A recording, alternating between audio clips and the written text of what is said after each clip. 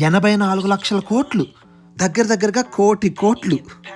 అంత డబ్బులండి Tesla company ఇలాన్ మస్క్కి ఇస్తానంది ఇవాళ. ఇప్పటికిప్పుడు 1,00,00,000 కోట్లు ఇచ్చేస్తానని కాదు కానీ, అది ఎలా సంపాదించాలో ఒక కమిట్మెంట్ ఇచ్చింది.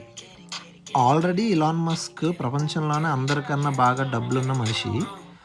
కానీ ఇవాళ ఇచ్చిన ప్రామిస్ ఏంటంటే, ఈ టెస్లా కంపెనీ ఏదైతే ఉందో దాని వాల్యూ 5 రెట్లు గానీ పెద్దది చేయగలిగితే అప్పుడు తనకి 1,00,00,000 కోట్లు వస్తాయన్నమాట.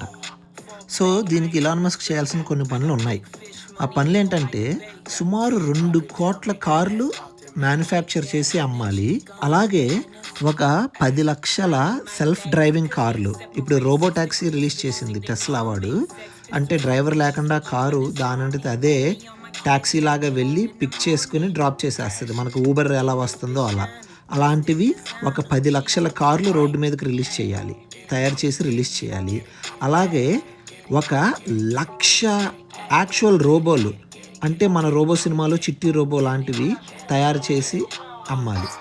ఇలా ఈ గోల్స్ అన్నీ 12 గోల్స్ కింద 12 గోల్స్ లాగా డివైడ్ చేసింది కంపెనీ.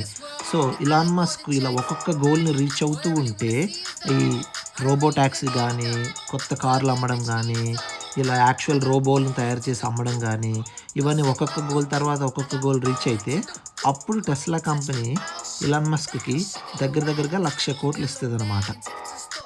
ఇది నిజం చెప్పాలంటే చాలా కష్టమైన గోల్ అండి.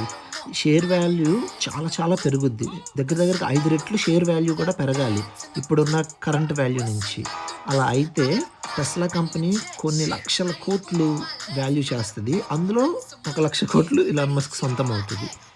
మరి వచ్చే 10 సంవత్సరాల్లో ఇలాన్ మస్క్ సాధిస్తాడో లేదో టైమే చెప్పాలి.